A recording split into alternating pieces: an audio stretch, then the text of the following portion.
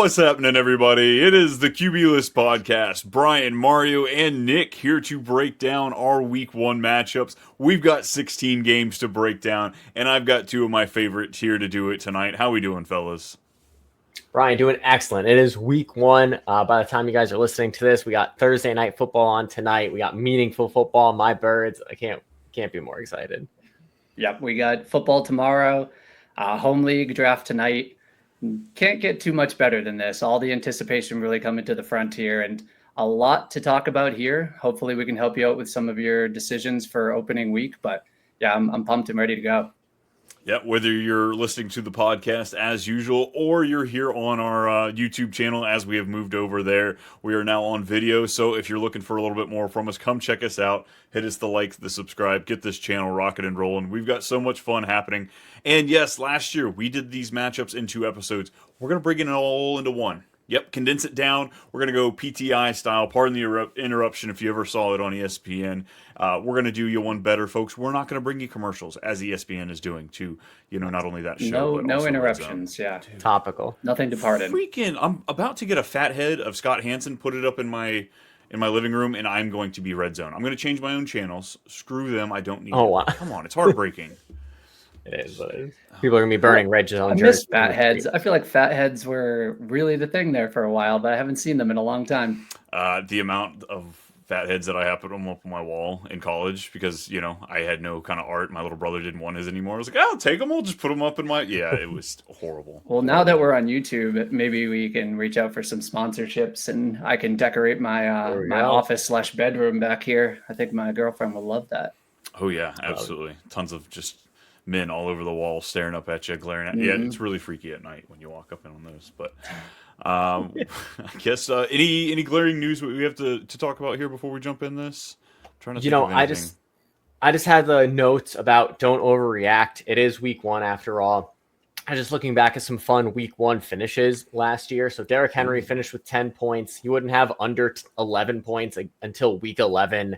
Amon-Ra St. Brown had 2.8 points. Jaden Reed, remember, hit 31 points Week 1. Alan Lazard, my guy, 23.9. Isaiah Likely, 21.6 points. Remember that? Andrews who. And finally, the biggest anomaly, Kyle Pitts finished with double-digit 10 points. So I'm just saying, Week 1, let's not overreact. Let's not sell the farm. Let's just keep our cool. It's a long season. That's that. Very good point. That reminds me of one year I was very big on Jared Cook, probably 10 years ago, and he had an opening game of like 3 or 4 touchdowns, and I was just like, I am the master. And the rest of the season, absolutely nothing. So yeah, it is overreaction Monday is a real thing, especially early in the season. So great point. The Sammy Watkins effect. Yeah. How many years with the Chiefs did we say, oh, here it is? Too many. That's how many. I like to think in these early season games as well, don't get cute is kind of what I think about. Like, start your best players. Don't try to choose someone because of the matchup who really should never be starting over a starting caliber or one of your top tier players just because you think the matchup's going to get better. Start your guys. You took them. Don't get too cute with it. Later on in the season, when you have more sample size, you can kind of make those decisions. But for now, start your starters. And I think a lot of the stuff we'll talk about today, we'll cover that. And first ones we'll be starting with is, it's Thursday Night Football. Opening game, Super Bowl ceremony. It's Dallas at the Eagles, 47.5 point over-under. Philly's favored by 8.5. Lines moved a 1.5 since it opened up. This one's, pretty easily starts off. Jalen Hurts feels like a pretty good start. Dak Prescott, where you took him most likely, we're starting him. How do you guys feel about these quarterbacks? Love both quarterbacks. I think Dak Prescott is a starter. I think he's like one of those sneaky guys you probably got in the 8th round. So great value there. And then just jumping ahead because there's so little to talk about with the quarterbacks. With running backs, Saquon, huge fan of his, obviously as an Eagles fan, but he was just named the number 1 player in the NFL. Last year was Tyreek Hill. Did not work out for him. But I think that Saquon hammer his overs. I think he hits 3 touchdowns tonight. That's my hot take. Oh, boy. There's the fan bias there. Go get it. Totally unbiased. The payout should be good. Right. But yeah, you're obviously starting Saquon. You've got the number 1 offensive line. They added Kenny Clark last week, but lost Micah Parsons. So we can kind of say that's even at best. But AJ and Devontae both line up and match up very well against the Cowboys secondary. Game script's not necessarily in their favor, but you're starting both of those guys. And we've been hammering the Cowboys, Dak, CD Pickens. They've got a very low team implied total of 18.5, but 19.5, but you should be starting those guys. The game script, they're going to have to fire away. And I think really the only decision that we have here is kind of the Cowboys backfield. So what do you got? The big question definitely is the running back there. We've got Javonte Williams, which that's probably the only real investment people have in there. Jaden Blue picked up there at the end in most drafts, if maybe. Definitely not looking at Miles Sanders, but where is that line for Javonte Williams? He's kind of coming in here in consensus rankings right around wide receiver 36, so flex-worthy range like you do in him or Caleb Johnson? I'm going Javonte in that. Caleb Johnson, we really have no idea what's going to happen there. And I would say, gonna be fun. Yeah, we'll talk about that more. But Caleb Johnson just named RB3 on the depth chart. Who knows? But we've seen these games with Arthur Smith before, and we could Jalen Warren just got a 2-year contract. He just got extended there. I think him and Kenneth Gainwell might open the year getting more carries, and Caleb Johnson, I could see being minimally involved to start, where at least Javonte has the passing skill set where he's still going to be on the field and involved regardless of how this game goes. Yeah, 2 years removed from the ACL, so there is still a small hive of whispers. Mario, are you doing Javonte Williams or Ramondre Stevenson this week? Longtime listeners know I'm a Stevenson fader, even more so this year, especially with Henderson coming in. So I would take Javonte Williams. I think he's at least going to be good at the start of the year. Maybe they incorporate Blue later in the season, but it's not time for Blue. George Pickens, you're going to throw him out there too. He's a strong wide receiver 3 candidate. Somebody who can go down there and go get it. As far as the tight ends go, I mean, I've got him as fringe tight end ones. I'm not going to start with the Goddard hate just yet. Who's winning, folks? Who you guys got? Birds cover. Birds cover, and Pickens outscores Lamb. I wonder how much of that line changed in the past week is what I'm curious. Yeah, it was just recent. Yeah. That 1.5 was just this past week. Mm-hmm. Because the Packers Super Bowl odds. I'm going to take Eagles as well. 8.5 is a lot, but yeah. Yeah, I mean, it's pretty easy, folks. I think we're all taking them. Jerry Jones is the only one that actually thinks that that's going to happen. Let's go to Friday. We've got an international game going down to Brazil. It's the Chiefs at the Chargers. You know, is it really 46.5 point over under? Kansas City is favored by 3 in this game. Patty Mahomes, Justin Herbert. I think I've got him as just like that fringe QB1, QB2. Where do you two? I mean, kind of about the same spot. Yeah, I think Mahomes will actually be a surprising QB1. I think he's going to finish top 8, I'll say. He's 10-2 all-time against the Chargers, averages 272 passing yards, 2.3 passing touchdowns. I think he's going to top all those. I think especially they're going to be hungrier after falling short last year. I think the fire's ignited. I think the offense looks amazing for the Kansas City this week. Yeah, if you drafted Mahomes, you probably took him in the top 8, so you should be starting him kind of regardless. But even to match what you just said, Mario, season openers, the last 7 games that he's opened, 294 yards passing, 3 touchdowns on average, 2 total interceptions in that. So 21 total touchdowns, 2 interceptions. Mahomes has come out historically on fire. I love it for Xavier Worthy and Kelsey. Obviously, no Rashee Rice. So I think both of those guys should be in your lineup, probably if you're starting them. Running backs. We've differed on this in the past. Yeah.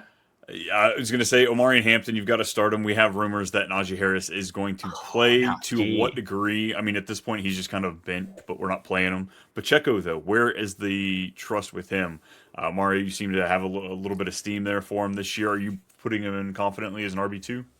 Confidently as an RB2. In some cases, RB1, depending on how my drafts landed. But I'm very high on Pacheco. He was one of the guys I loved in one of the earlier episodes we recorded this offseason. I think he's going to be I think people forget how dominant he was the first 2 games before he got hurt last year. So huge Pacheco fan. And on the other side, I think Najee is going to surprise a lot of people. I know people kind of took him in the later rounds almost as a Mr. Irrelevant. I think he's going to get a bulk of the carries this week. I don't think he's going to get much this week. I don't doubt that he's going to, like, I was all for Najee ruining Hampton this year, just being involved. But this week, like, he wasn't even running at practice this past month. He was walking. That was part of his drill. So I don't know. Where are you at on this, Nick? Split the difference. It's tough to say. I would guess at most 50-50 just because he just started practicing in full. Now, practice, that information, we have no idea what it means. Jim Harbaugh is not known for telling the truth, as we've seen more and more recently. Ooh. But I also was big on Najee coming into the season.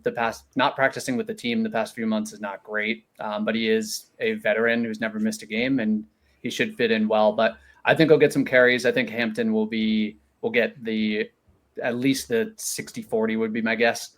And you're obviously starting McConkey. He's going to be the key McConkey's easy piece. start. Before we get out of here, it is Keenan Allen's the question. I've got him 22 spots higher than ECR right now on Fantasy Pros.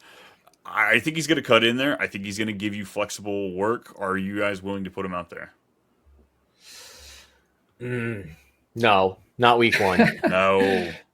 I don't think he needs any adjustment. I don't know if outside of, if you're in a 10-team league, I don't think you need to go that deep. If you're in a 12-team league with 2, and 1 flex, you probably don't need to go that deep. But, he's going to walk into the offense. He knows it. He knows the team. He's played with Herbert. So unlike Najee, like, he knows the playbook and he can just walk onto the field and put, especially in PPR leagues, he could see 6 to 8 targets, especially if they are in fact losing as 3-point underdogs. Mario, who wins it? Kansas City covers. You heard Nick rattle off all those stats, Mahomes and openers. Nick, you got Kansas City? Probably at 3. Yep. They've kind of owned the Chargers. Kansas City across the board. All right, next up, we're going into Atlanta. Get that timer on the board. Here we go. This is a 47.5 point over-under. Tampa Bay is favored by 2.5 going into Mercedes-Benz Stadium. Right off the bat, you've got Michael Penix. You're looking at him more in super flex leagues, not really in single quarterback. But Baker Mayfield, you got to feel good about him. The passing attack, I mean, the secondary was absolutely roasted by all of season long last year with the Falcons. So Baker has to be out there pretty confidently. Wouldn't you agree, Mario? I would. Baker, I think, could be an easy top 6 finish. But Penix, I think that if you truly punted on quarterback, you really, really waited, even in 10, 12-man leagues, roll the dice on him. People forget, but he finished with 26 points last year, week 18. Yes, it was a meaningless game against the Panthers. Yes, maybe backups weren't, etc. But Panthers were trying to prove something, as was Atlanta. They wanted to see what the kid could do. So I'm higher on Penix than others, maybe. We got a couple of top 12 drafted running backs here, and Bijan on one side and Bucky Irving on the other. Nick, how do you feel about these two, and do you like one over the other? I probably always would put Bijan over Bucky, regardless of the situation. But yeah, this matchup is great for both. Both of them should be in your lineups. Bijan is PFF's number 1 ranked matchup this week. Evans and Igbuka probably going to be putting up at least wide receiver 2 to flex numbers. And Drake London could see the most targets of any receiver on the slate, really, as underdogs and against a secondary that really got shredded the entire season. We talk about like the Bengals and how that was so good for fantasy on offense, but really the Buccaneers were pretty much the exact same situation last year. Plus Baker had a good floor with his legs last year, and he is willing to put his body on the line, and he's going to put it all out there. So I do like all of these guys. I think this is going to be potentially a higher game. The over, what'd you say the over under was? We've got Bucks at 25, 47.5. Yeah, 47.5 is what we're looking at here. I'd feel comfortable putting an over there in a dome with these two teams with not great defenses. Yeah. Rachaad White, I mean, obviously he is being drafted in a lot of leagues. I'm not ready to flex him. I think where you took him, you probably don't have to. I guess obviously a bench piece for y'all, but is he in flex consideration with the usage we had with 2 backs last year? I'm pretty interested in Rachaad White, not to jump ahead, but I like him more than a Jordan Mason type of player, where we kind of expect to see this backfield split. I have a lot of shares on Rachaad White. I think he was a steal where he was going. Again, it could be one of those situations you don't want to flex him just yet. You kind of want to see how it unfolds. But if I'm in a 12-man league, I think I'd be comfortable flexing him. Igbuka, so much hype on this guy. I mean, he jumped up so many of my draft boards. Is there room for him to disappoint in this game, Nick? Like, do you just see him coming out here and doing his job, giving us a decent floor? Or is there hesitancy that we should have on playing him as a wide receiver 2? As a wide receiver 2, I'd be hesitant. I feel like he could potentially put up flex numbers. He is going to be that safety valve, and he's taking over the Chris Godwin role. Cade Otton has been injured recently too. So all reports are Igbuka has been exactly as advertised in camp, and he has just stepped onto the field and been a pro's pro, which is what he was expected to be in college too. It was kind of the very low or very high floor. Maybe not necessarily the same ceiling as everybody else, but he seemingly has stepped into the role that Chris Godwin was the wide receiver 1 overall for the first half of the season last year. So Yeah. you K. get Dotton, crazier situations. yeah. K. Dotton, we're still waiting to hear back on injuries with him and Mooney. Rumor is they both should play, but we'll check that out, even though I'm not really looking to play. Otten, Kyle Pitts, I'm going to throw it out there. I think there's a reason you can't throw him. Who's winning the game?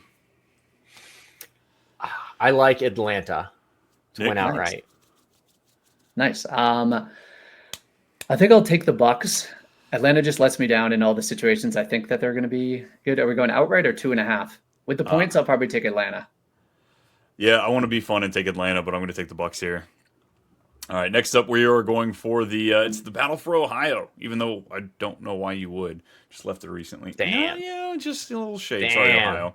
Cincinnati going to Cleveland, heading there for a 47.5 point over-under. Cincinnati's favored by 5. The line's moved up 2.5 points since opening, and Cincinnati, it's dropped from 5.5 to 5. So, I mean, that Flacco fear is coming at you. Fears, obviously, Joe Burrow is an easy start for us. Flacco, I mean, super flex. I don't mind the excitement here. But let's talk about this Cleveland backfield. The running backs here, we've got Jerome Ford, Dylan Sampson. Rumors that Judkins could be on the team as soon as week 1. How are you guys dissecting it? How are we? I mean, the safe play has to be just Ford and out, right? Yeah, for sure. Ford is someone I was definitely going to talk about. He's been on the team a few years. We've seen him have success. We've seen him run pretty well and be decent in the receiving game. We're expecting Sampson to kind of take that receiving role, but early on in the season, this is the same thing that we've talked about with J.K. Dobbins this whole offseason. A lot of the longtime coaches just lean towards veterans and try to ease their backs in a little bit. Yeah. Like Jahmyr Gibbs didn't even see the field for like the first half of the season. He was a top 12 draft pick.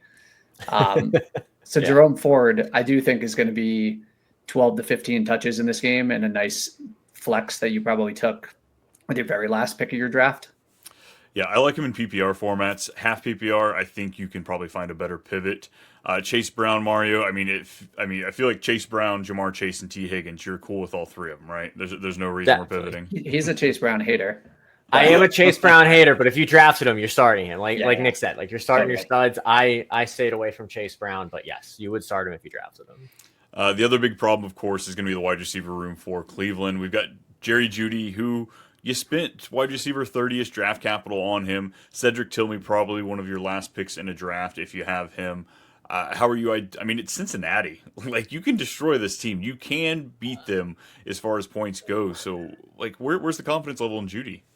Brian, where's the problem? You just avoid this room, and then that's that. Like, but seriously, I'm not feeling confident about any of the guys. I think that if we maybe want to get a little cute with it, I like Tillman honestly over Jeudy. I think Tillman had shown some flashes last year. I wouldn't be surprised if next week we're doing our waiver pod and Tillman is a popular name we're mentioning, so he's someone I'm already trying to pick up. But truthfully, I would, but just like Keenan Allen, all the wide receivers for the Browns, they're on my bench this week. The number 1 wide receiver to pay attention to is David Njoku. And this is a dude who's had like a 40% target share with Flacco. And I'm not, this is a defense that I'm excited to target. So I'm not necessarily fully away from these guys as like wide receiver 3s with Jeudy and stuff. Because Flacco kind of has that Jameis Winston in him at this point.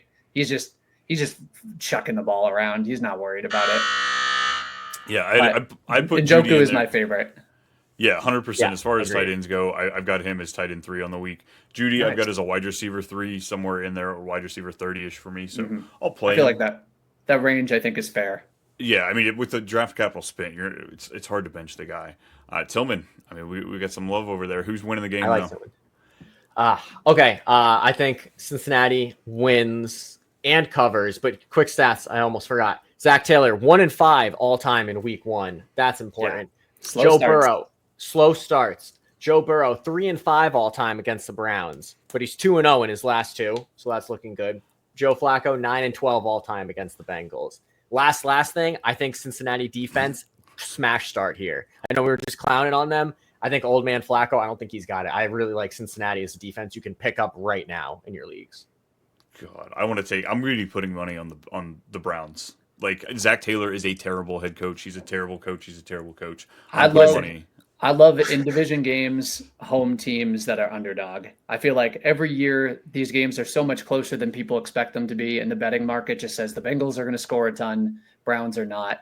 And more often than not, Vegas wins a bunch of money because everybody just takes the favorite and the over. And then it just ends up being this like ugly, muddy, sloshy, terrible game. Right.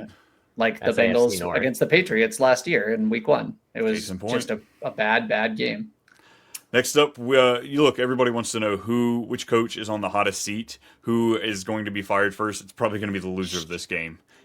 Dolphins at the Colts, 46.5-point over under. Indy's favored by, well, it's even right now. It started off Miami -1, then Indy -1, and right now I've got even money where I'm looking. So, who really knows who's going to take this away?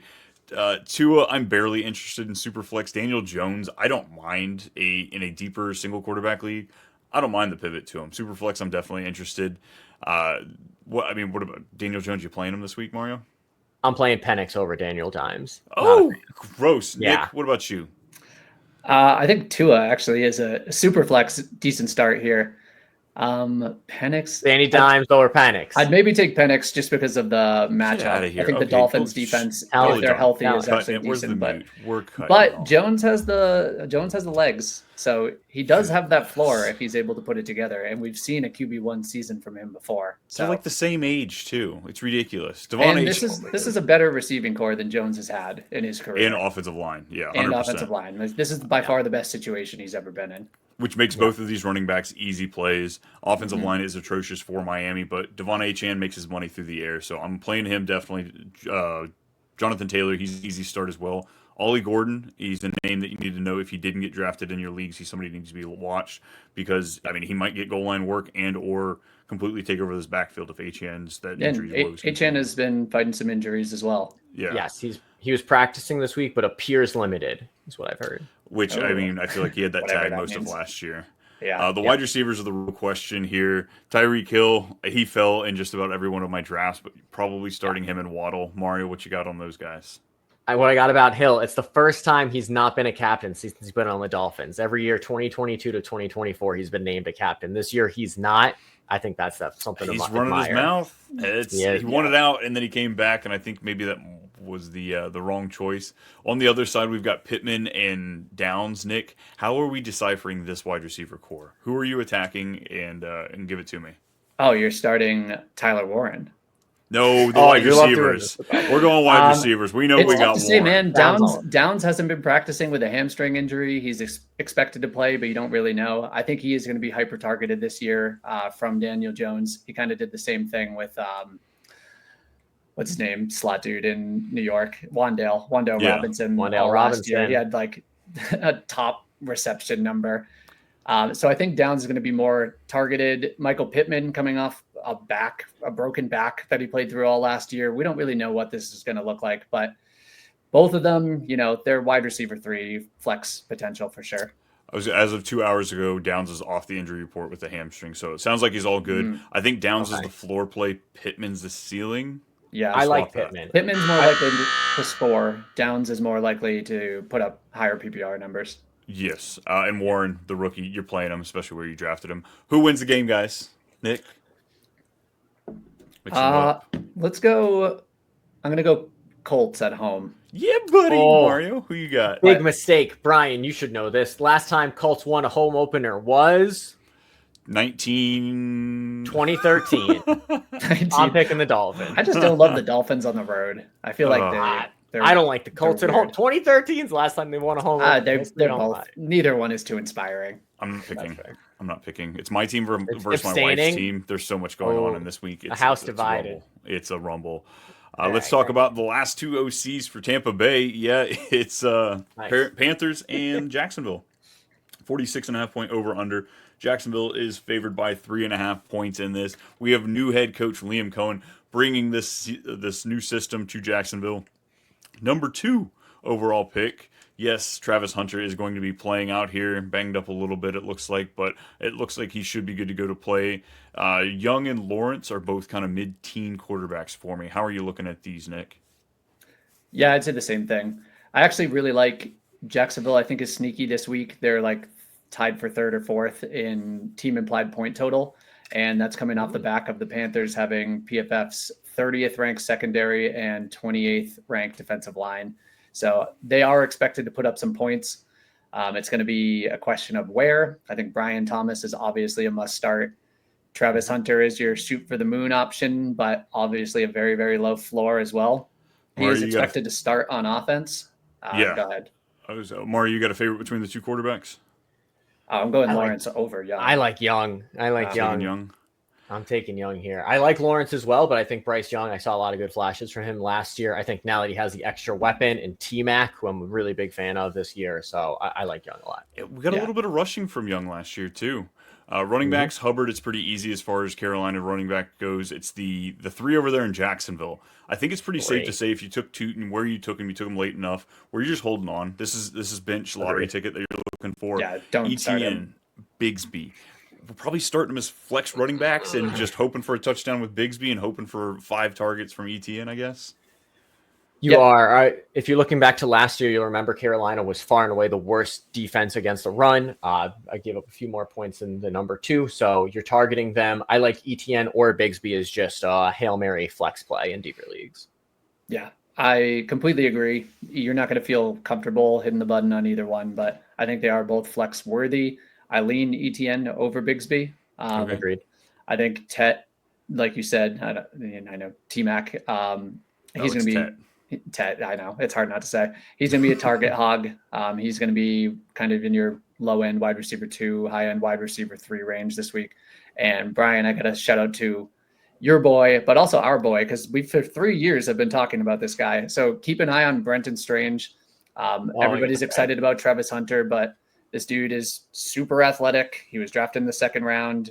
He just sat behind Evan Ingram for a while, so people didn't know his name. But honestly, both sides, both these tight ends. I'll play Jatavian Sanders as well. Because if you don't have a top 8 tight end, you're looking for a touchdown. I think both these guys have a decent chance. As Nick, you talked about the over/under here. Mario, before we close out of here, Brian Thomas is an easy play, but the wide receiver, Travis Hunter, people are scared.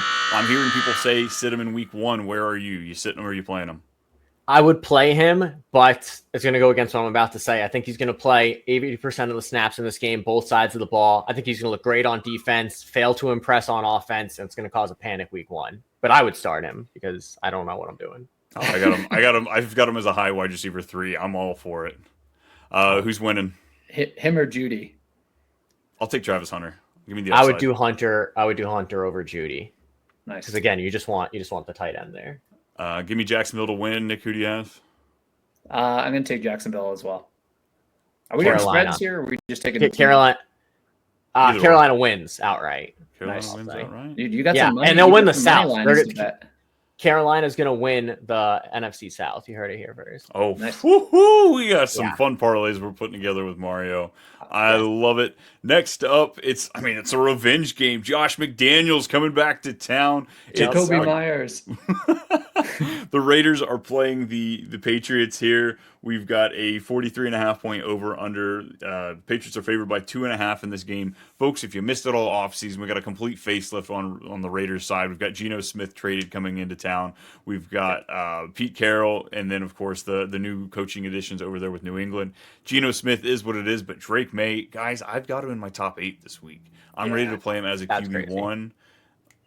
Shared sentiments? No. I would share it. I feel pretty good. This is a terrible defense. I know we got Pete Carroll, but this is a terrible looking defense. May's got the legs. That's what fantasy comes down to with a lot of quarterbacks. He was putting up 30 to 40 yards on the ground each week last year, and his situation has only gotten better. So I think he was putting up QB1 numbers consistently without Stephon Diggs, without Trevion Henderson, without even remote semblance of an offensive line. Yeah. So I don't see why it couldn't happen with a 23 team implied point total. When I saw that dude as a Patriots fan, I was like, 23 points? It's been years since I've seen 23 points scored. So I don't hate it at all. 8 is, high, but low end QB1. I think he's safe in there. Ashton Genty's an easy start. We're super excited for the rookie there for the Raiders. The question is, it's hard to come to you here, Mario. I know what you're going to say about Ramondre Stevenson, but Henderson is the greatest weapon they have on the Patriots side. I just think that without that big explosive play, you might be a little upset. You might be getting closer to or running back 3 finishes if he doesn't have that big explosive play. I don't know. Maybe they unleash him completely week 1, but I would just think they're just going to walk him out there a little bit. I guess who are you starting over? I would start Henderson. I think he's going to be the volume guy, but I think there's better pure volume plays elsewhere. Like, for instance, when we talk about the Cowboys, Williams, I think he's going to get more volume. If you're between those two, I think just based on volume, you'd go Williams. I think Henderson, like you said, he's not going to break off anything explosive. As the season goes on, I think volume's going to continue to be in his favor, and he'll be a top guy. But for now, I have him as like a flex-ish kind of guy. Nick? Yeah, I would go Henderson over Ramondre as well and just shoot for the moon. But yeah, I know. It's kind of what we said. We were just talking about it. Rookie running backs can get eased in. Patriots are not necessarily playing for a Super Bowl, so they might be thinking more towards next year than they are this year in terms of getting that guy on the field. Yeah. As far as wide receivers, Demario Douglas, we'll give him a shout out in PPR leagues. I think you can't play him in 12-plus leagues. But outside of that, it's Stephon Diggs, and I'm out. Like, I get Jacoby Myers. I was excited on both sides of the ball. On both sides of the ball. I was excited for Jacoby coming into the season, but we got the trade request. Mari Cooper's coming to town. They really don't throw the ball a whole lot here, and I just want to see what's happening. So I'm okay sitting them. Obviously, Nick's going to say, go to the tight end, go to Brock Bowers, and even Hunter Henry on the other side. Those are the pass catchers you want. But I am high on Myers. Myers might actually be my number 1 wide receiver in this game. Yes, he requested a trade. He didn't get it. Amari Cooper, yes, he's back. Oh, Najee Harris doesn't know the playbook, but Cooper does. I'm not buying it. So I don't like Cooper here. I like Myers as the guy. Yeah, I don't hate Myers. I think all these guys, the Judy Myers range is all wide receiver 3. So you're just, they're good plays, they're volume plays. You're just hoping. I like Judy way more than Myers. I got Myers close to like 4 or 5. I like Myers. I think he's going to see. I think he's going to see targets, underdog. I'd say Genty. I think I would be tempering expectations. I think the Patriots defense is going to come out fairly strong. 2 touchdowns. Two touchdowns is road underdogs. 35 yards. You heard it here first. Yeah, I think this might not be the hottest start for him. If you drafted him high, kind of like the Bijan S start. Little disappointed. Mario, who wins the game, Mario? Oh, easy. My goodness. Give me the Road Dogs. Road Dogs win it. Mario and I lived in the same town in Massachusetts, and we never met in person, but he is the biggest Patriots hater of all time. So you're right, because this is the first Road Dog I've taken, right? Carolina, Miami. No, Nick, but you taking the Patriots? Yeah, I'm taking the Pats. But taking the Pats with tempered expectations. I like him. I like him this year. I'm excited. Next up, we have the Cardinals coming to New Orleans, playing the Saints and the Rattler. 43.5 point over under. Arizona's favored by 6.5 points. Dude, we're not. Honestly, let's go to the Saints first. The whole team. It's Alvin Kamara, and I'm out. Like, I get Olave if you want to play him. Olave. I'm out. It's week 1. I've got other options I'd rather risk it for. I like Olave. I loved where you got him in drafts. I think people kind of forgot that last year he was just concussion city. If he can stay healthy, he's going to be a volume vortex. Nobody else is catching balls in that offense. Sans Kamara. So I love Kamara. I've already got his over on every parlay this week. Come on, his receptions is going to be crushing it. I mean, Nick, where do you feel on Olave? I have him just barely inside my wide receiver 3 this week, which that's definitely startable. It's just so unsexy. I have him over Judy. Ugh. Yeah. I think they're going to be. I think it's reasonable to have them in the same range, and I kind of agree with Mario here. Like, he's not a must sit by any means. Any receiver that's essentially a 7-point underdog is going to see volume when he's got no other competition on the field. Rattler's not great, but he sure as hell hyper targeted Olave when he was on the field last year. Kamara, I don't think is going to do very well on the ground. They're pretty strong. Defensive line there, but terrible against receiving backs. So I do think Kamara is a must start. Yeah, outside of that, Shaheed, you could say, but he's coming off an injury. We haven't really seen anything. He's a dart throw more than anything. I've talked to some in the community that think that Shaheed's more talented than Olave. So I hold out just a little bit of hope that we might see something fun with Kellen Moore coming to town. On the other side, Kyler Murray, he's a fun quarterback. Where you took him, you kind of have to play him. You always have that rushing upside. James Conner, it's an easy start there. Marvin Harrison, I think, might be a little bit more of a question. Not necessarily as the start, but just how comfortable y'all feel with with where he goes. So, like, is it a confident wide receiver 2 start that you'd put with Marvin Harrison? I like wide receiver 2. Confidence is a strong word, but I think wide receiver 2. I would have him above Olave, above Judy, above some of these other guys we talked about. Totally.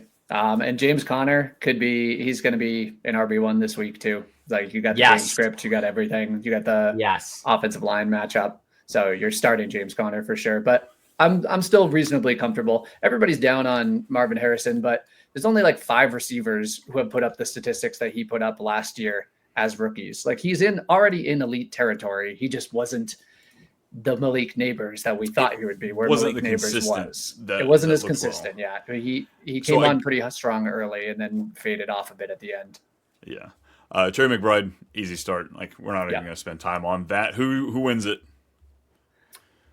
Man, I've got Cardinals in my Survivor League, so I'm fingers crossed, but I don't feel super confident. Oh, God. Oh, because you said that, I kind of want to, yep. On the road, this weird Kellen Moore effect, I am a little nervous about it, but... I think Arizona wins and covers, I think. James Conner's 2 touchdowns makes it an easy cover. I think Conner's I haven't looked at anything DFS, but I feel like he's going to be of value wherever he is, as never the top tier guys that you're going to see in that territory. Yeah. Yep. Next up, we've got the Steelers at the Jets, 38.5 point over under. Pittsburgh's favored by 2.5. Yeah, you guys were around for the mid 2000s. That old show, Wife Swap, where we switch spouses and stuff like. That's what we did. Aaron Rodgers, he just went down to Double Pittsburgh. revenge. I like that. Fields headed up there to they're in New Jersey. Is that where it's at? Yeah. Up there, heading out to MetLife. This game's gonna be ugly.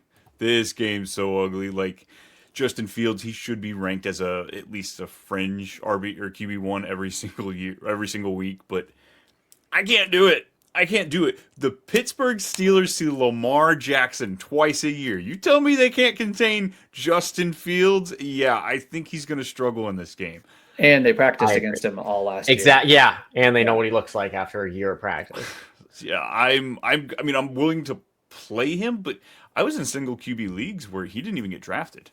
Or he was picked up with the last pick or something like that. So I don't know how many questions. He should definitely be drafted, but for sure, I think I'm comfortable sitting him this week. Neither of these teams, they're both like bottom 5 in team implied point total.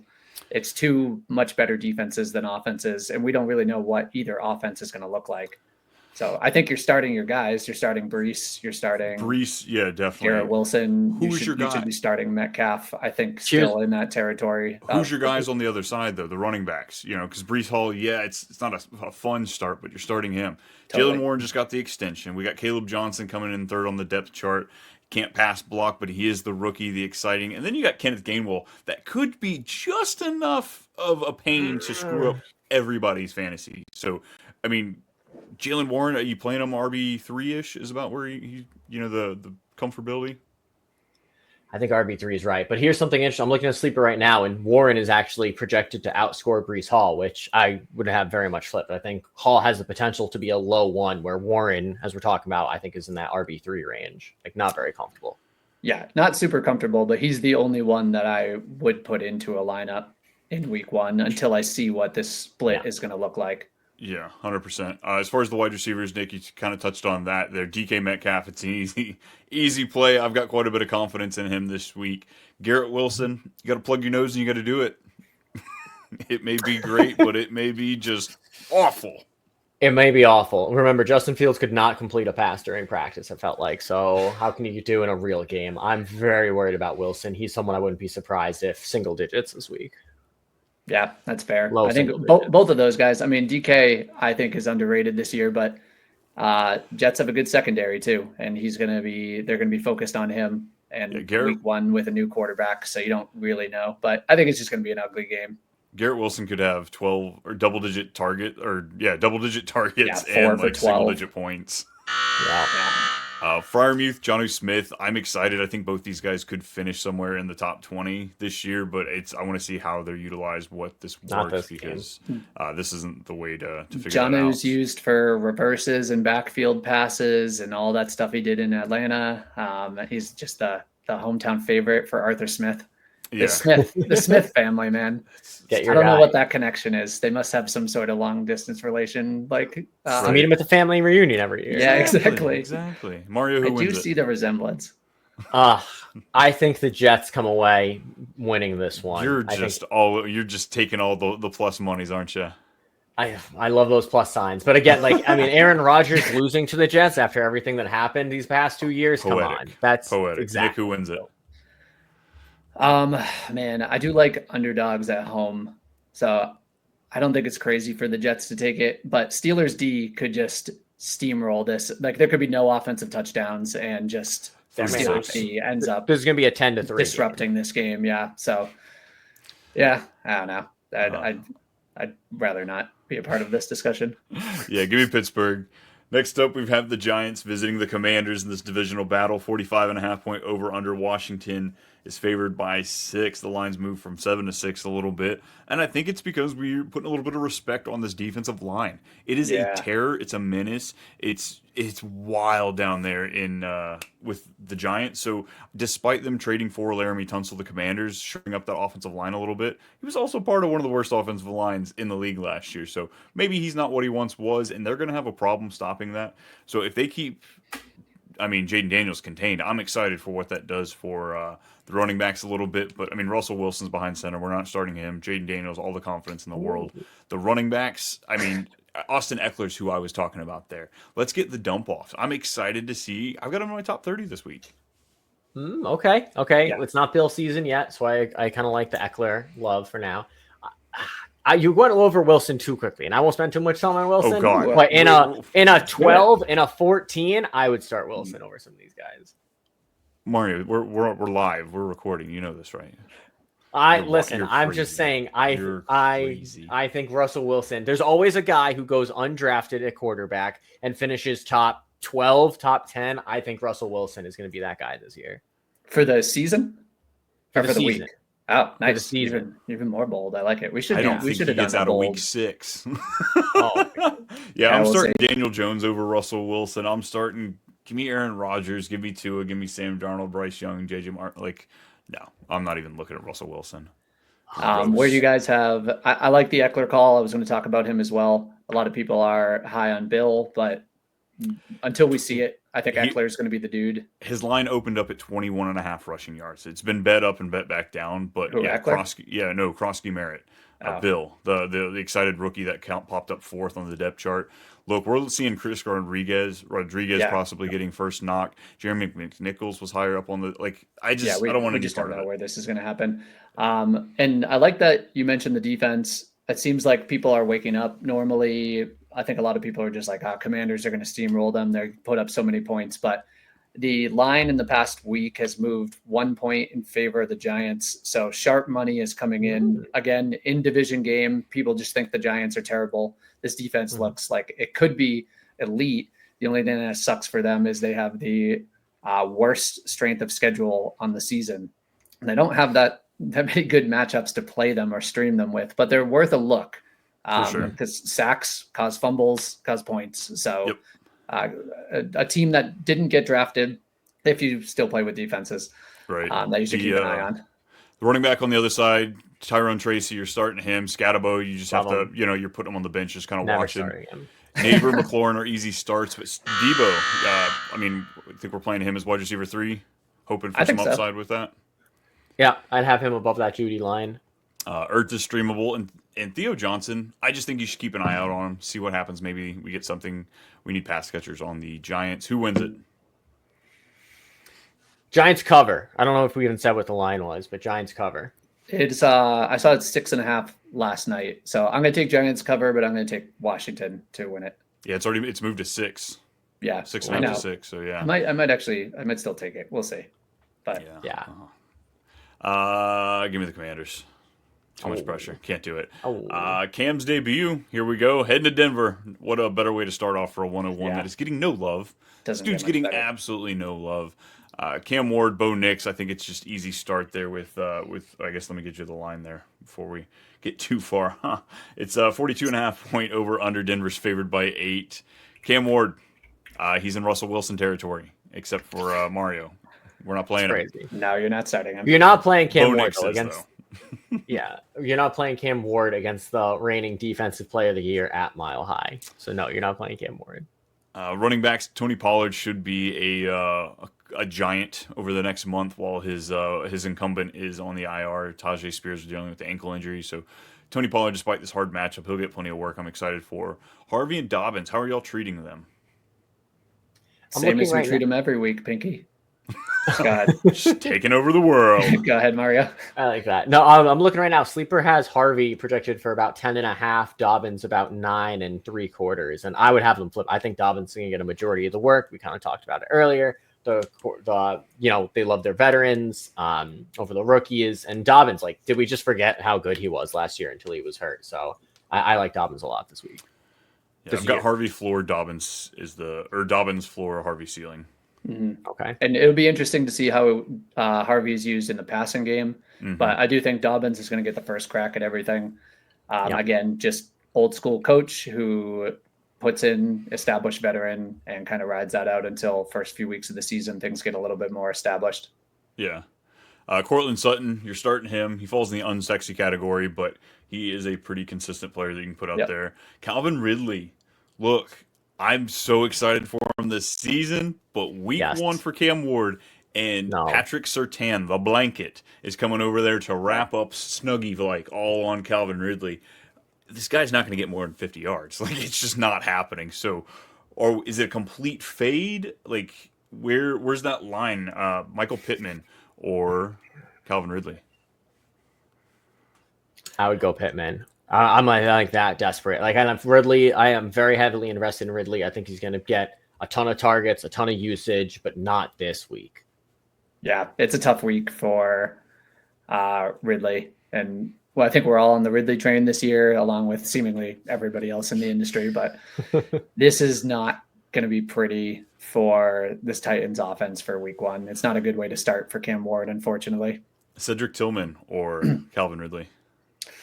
I think I'd take it outside of Tillman. Yeah, I mean, he had a month stretch of the wide receiver 1 overall last year, and the matchup is significantly better. So I'd feel more comfortable going for the ceiling there.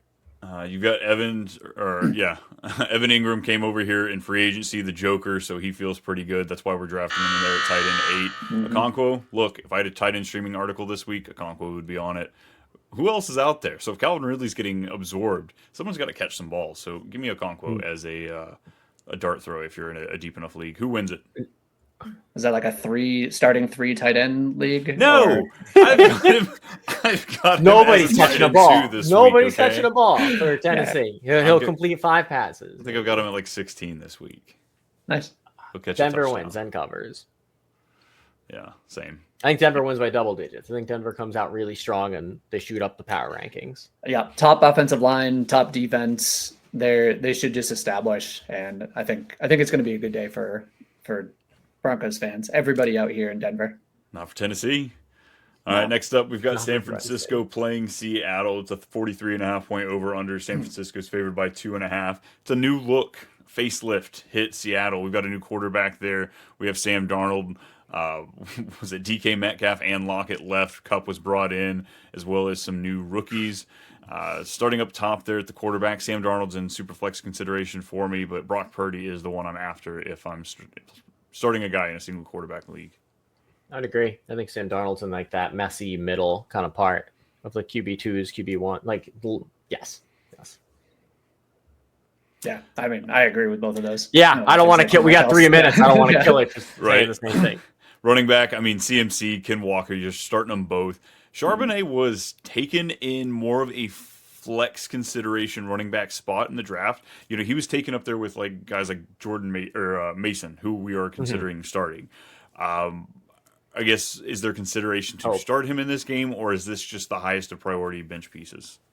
I think people just reach for their handcuffs. I would not start Charbonnet here as a flex. I would need to see 2 games. Even if he gets heavy usage this week, again, we don't overreact to week one. You saw what happened with Likely as an example last year.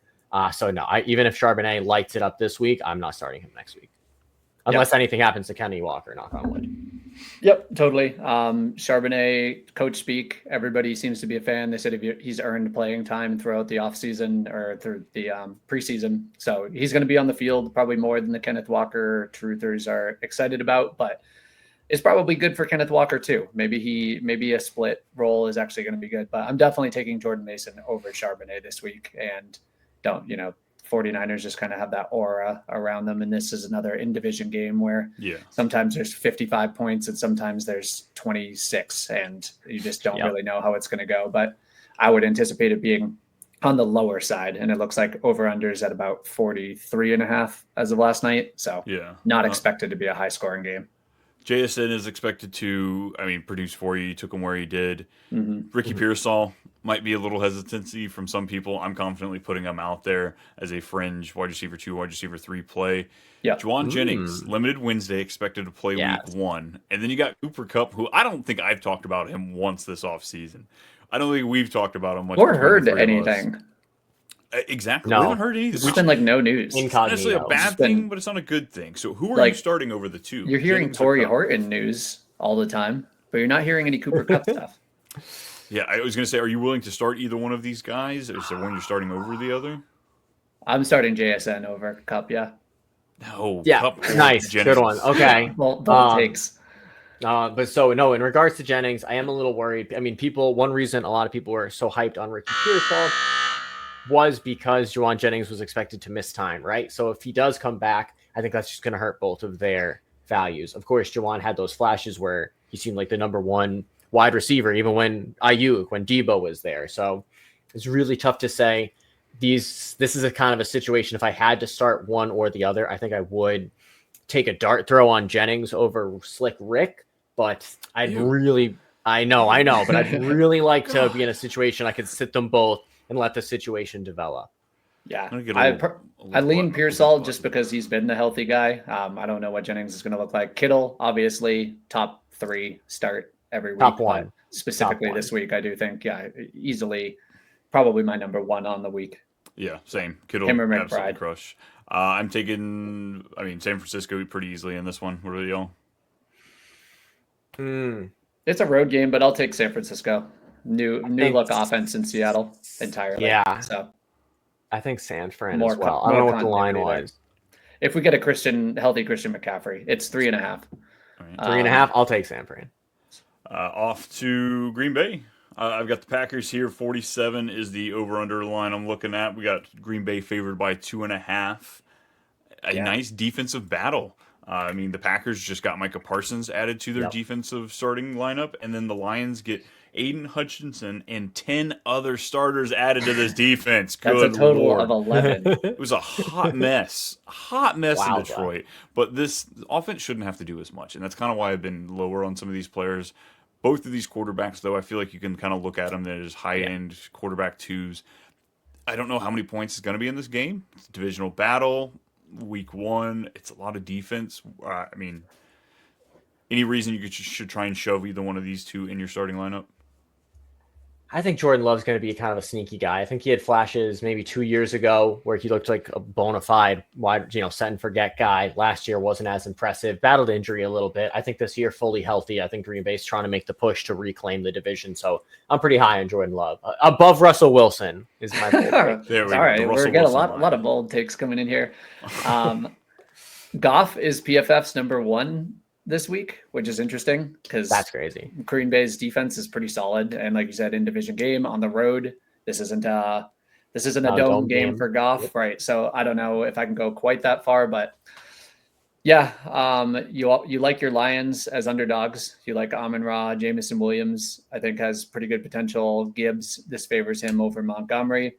Love, I love Love. I guess I'm just a romantic guy, but I do think he is severely underrated after last year. He came out and was a beast week 1 and then just had injuries the entire season. So I think they could even this back out a little bit, not force feed Josh Jacobs the whole second half of the year.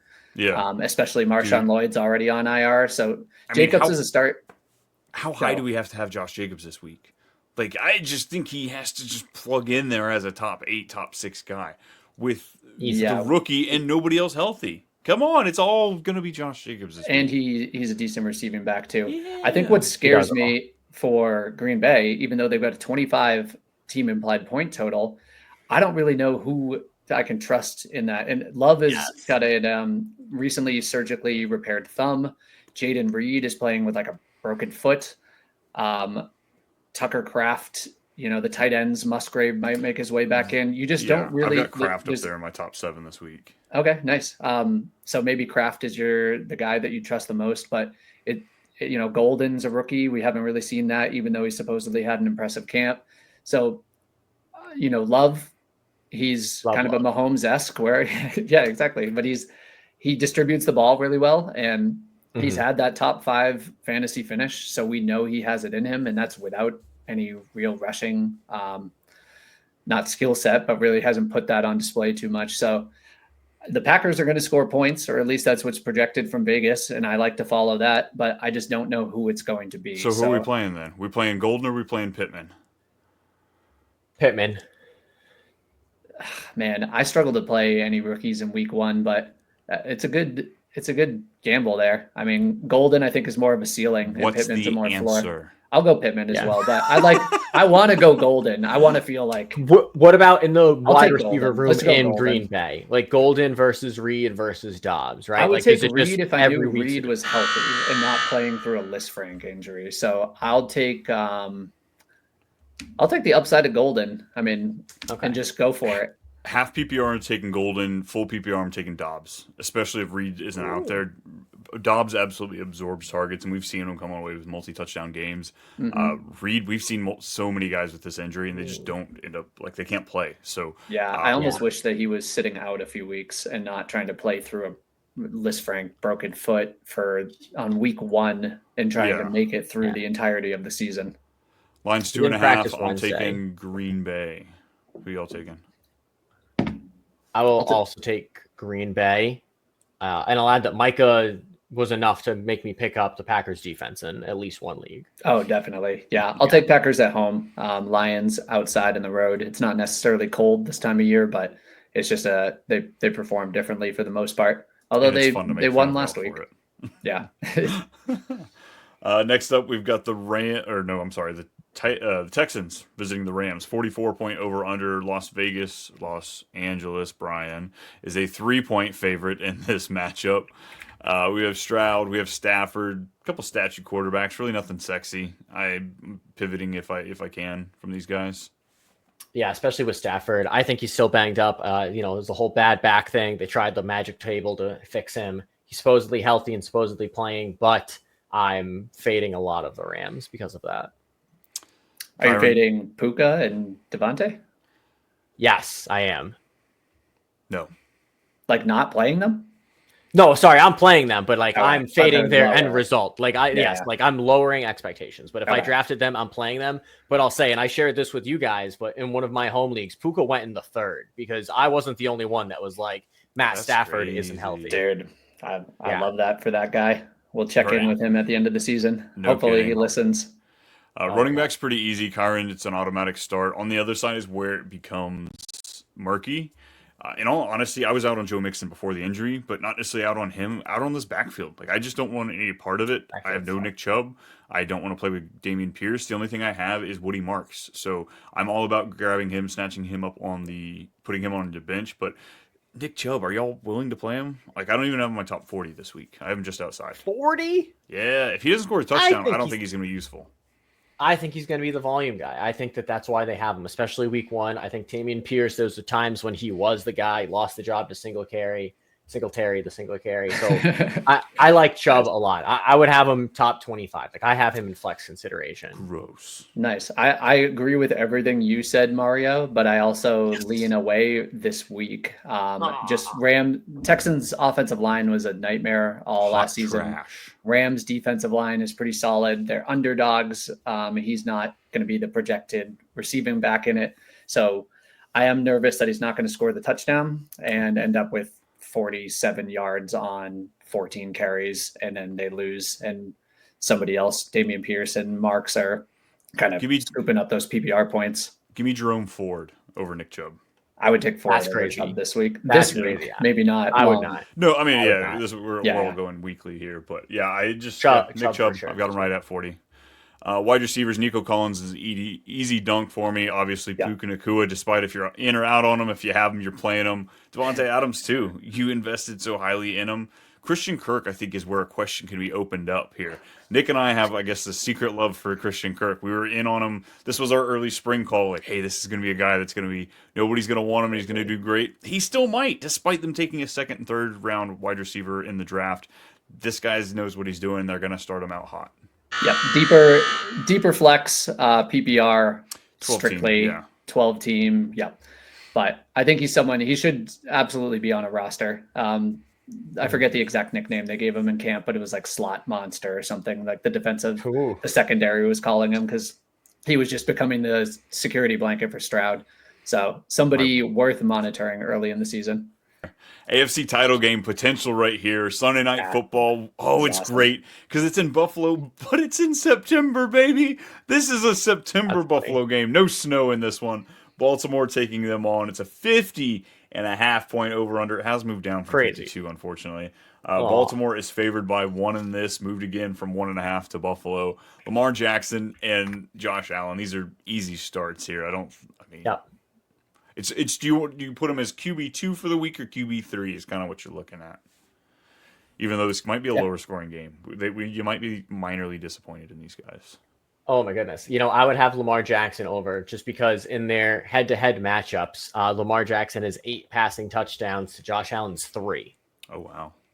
Yeah. What about rushing? Rushing was also unimpressive, but I don't have those numbers. All right, yeah. Yeah, I mean, those are the guys where you put them in your lineup and you might eat some bad weeks, but you're not streaming or putting in somebody just in case they have a spike week. You take the ups and the downs with those guys. So I don't think we need to talk too much about it. Kind of like Derrick Henry. As Mario said, Derrick Henry was unimpressive in his week 1 last year, but he is what he is. He's inevitable. You have to play him in a 12-team deeper league just because this could be a closer game. We see Justice Hill go out there quite a bit. He still gets praise from the coaches. Are you flexing Justice Hill as like a low-end wide or running back 3 somewhere in there? No. I'm going to use the rest of the time on Justice Hill to say that Josh Allen has 3 rushing touchdowns to Lamar Jackson's 1 in head-to-head games. Okay. I thought it was going to be a bigger split. Yeah. I know you did. That's why I didn't write it down. It was unimpressive. James Cook, you're playing him. Mm-hmm. Again, I just don't know why I don't like James Cook this year. Outside of the TD regression things, I feel like there's a little bit more bias. But the wide receivers here, what do we do? Is it Flowers and out as far as the wide receivers go? You could do Shakir. As I say, Shakir's in discussion. You could do Coleman. I mean, same comparisons as last year, right? Buffalo and Green Bay are the same teams where they score a lot, but why is it that none of the pass catchers are consistent? So, yeah, you could take a dart throw with Shakir. I like Shakir the most in this room, but Coleman is startable. Coleman is flexible in 12-plus leagues. Outside of PPR, Shakir really doesn't move the needle for me. Coleman, if you're in a double flex league, I can see it. I might like Bateman more. Just like I think he gives you, it's the same thing. It's the deep, big touchdown upside is what you're getting from him. The tight ends though, we've got Mark Andrews, we've got Dalton Kincaid. I don't know if I want to play either one of these guys. Oh, dude, Andrews for sure. Without Likely in there, Andrews is just going to be out there the whole time, and he had 10 touchdowns last year. He's consistently been a tight end 1. There's no reason that you wouldn't be playing him. There's no reason. Him. People in all of the drafts, I saw Mark Andrews was nosedive, and you would have thought he was a leopard and he lost a leg. Like he is still going to be a top 1. He's going to be a top 5 tight end at the end of the year. Oh God, I don't know about top 5. I like Likely to come in later in the season. Likely's been a dude that I've been after in all of Dynasty, and I hate that he has the foot injury, but for now, Mark Andrews is sitting alone in that depth chart, and we know exactly what he's going to do, and he's the number 1 red zone guy too. So until he drops it. Who wins the game, guys? I'm going Baltimore. I'll take Bills just to be opposite of you. Lamar is 3-1 in the regular season versus Josh Allen. Josh Allen 2-0 in the postseason. I need Sunday's game. I think this game has postseason vibes, so I'm going to go Buffalo. Nice. Mark Andrews, in the last 4 out of the last 6 years, he's finished top 5, by the way. So let's not get crazy here. Yeah, don't bench him. Just take it. You might get 4 straight zeros like last week or last year, but Right. still finishes. Still finished top 5. He still finished Yeah, number 5 last year. If they're not top 3, they don't matter. All right, last game. We've got Monday Night Football here. It's been real. Is he for real? We're going to find out. It's a 44-point over-under. Minnesota's favored by 1.5 in this game. These are both two teams that spent a lot of time and a lot of money fixing the offensive line. They're revamped. They're ready to roll. J.J. McCarthy, youngest starter this year, coming in as a second-year player, didn't get a snap in as a rookie. And Caleb Williams coming in as the #1 sacked quarterback last year. Hoping to get that fixed. Thought you were going to say draft pick. Yeah, that too. You caught me off guard. You caught me off guard there. Both guys, you're playing them as fringe QB1s. I think one of these guys does have a pretty good chance, whoever plays the better game, at giving you closer to a QB8 finish. Yeah, PFF loves McCarthy this week. I'm not going to get there in a 1 QB league. No. Both of them for sure. The high-end QB2 probably in most rankings, so super flex for sure. But yeah, running backs. Running backs is where it gets interesting. Right, yeah, we got Aaron Jones, Jordan Mason on one side. Jordan Mason was traded for and extended. Aaron Jones was extended. And then on the other side, you've got DeAndre Swift, and I thought Roshan Johnson, but maybe Kyle Monongai, the 7th-round rookie, is going to come and throw things in. As far as starting, though, it's going to be Swift, Jones, and Mason? I think they're all startable. I would agree with that. I gotta say though, the gap looks pretty is closer than I thought it would be. Sleeper right now has Aaron Jones projected 11.7, Jordan Mason 10.3. I kind of expect the split to be a little bit bigger than that. I think Aaron Jones. I mean, it's projections. You really can't rely too much into those. Yeah. They keep them close. I like Aaron Jones, just in the passing. I like Aaron Jones a lot more than Mason. But Mason could walk away with 2 touchdowns any given week out of the two of these and blow Aaron Jones out of the water there. Are you taking Jordan Mason or Nick Chubb? Mason. Nick Chubb. I knew he was going to say Chubb, so I wanted to beat him. Nick Chubb's going to be top 15 finish. Jordan Mason or Tank Bigsby? I might still lean Mason. I would just like the offensive line in the system. Yeah, I would take Bigsby because I like that matchup a lot. But I don't the like matchup is I don't like fantastic. Either of them, really. Yeah. Carolina was hemorrhaged points to everybody, but I kind of wonder if this is going to be an ugly, low-scoring game, just what we've been talking about in division in Chicago. It just feels like one of those games that might be kind of a battle. So then, question has to pop up. Then obviously we've got Addison suspended, Jefferson's playing, DJ Moore on the other side's playing, Adam Thielen, dude was great for a rookie, for a second-year quarterback last year in Bryce Young. Would he not be great coming home with another second-year quarterback in J.J. McCarthy? If you believe it's going to hit the over, I don't mind him in PPR. I don't think they have the chemistry just yet. Give them some time to gel together. Oh, because him and Bryce Young had so much time for chemistry, right? They did. Do you want to say week 1, Adam Thielen lit up the world? He had a few big games. Eileen Hawkinson is the biggest beneficiary from the Addison being out, and I think Hawkinson's going to be a little bit lower on people's boards. We just haven't seen that eliteness since his kind of very severe knee injury, but he put some stuff on tape at the end of last year, and I think he's going to be kind of a sleeper tight end to finish in that top 2 or 3. Yeah. Nice. Rome Odunze, playing him as a wide receiver 3. I am, yeah. I think DJ Moore might see, is it Byron Murphy? I think he might see kind of that treatment, and Odunze could be potentially the #1 read on a lot of looks there. And I mean, all those guys, they're just high. You're just high upside. You're just hoping for the best when you're in that wide receiver 3 range. So Odunze is a top 10 talent in the NFL. He's had a good season. Talent. Yeah, he was drafted in the top 10, top 10 draft pick. Okay. I'm thinking of all the wide receivers, he's not my top. I got fingers 10. Here. I can't get but I'm saying you kind of bet on the talent now. in these situations. You got the upgrade in the offense. Yeah. Not top 10 technically receiver, but who wins it? Give me Vikings. I'm gonna go Vikings. Skull. I think Brian Flores.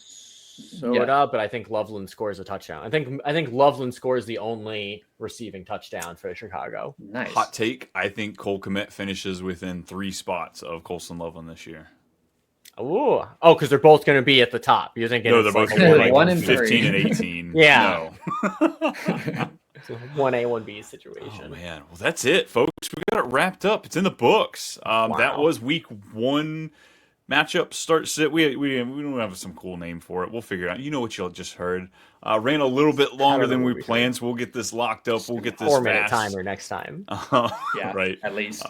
Tomorrow we bring on our fearless leader, our lead analyst. Jay's going to be coming in here, helping us out with some more of these harder conversations, some of these questions that, we were split on. So don't miss that one. Stay tuned. We will be dropping that next episode there. And, of course, the waiver wire will be dropping that episode for you next Tuesday. Jay's going to be doing episodes dropping on Monday. It's all over the place, just like we are, too. We're here on your Spotify, your Apple podcast, your YouTube if you're now here watching the podcast, or over there on the website at qblist.com, football.pitcherlist.com, whichever one you want to do.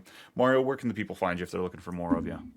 Oh my goodness. If they're looking for more of me, Brian, you alluded to it, but I'm going to be doing the waiver wire article every week. It's going to be dropping Tuesdays as well as on the pod. You can also find me on Twitter at Mario Adamo Jr.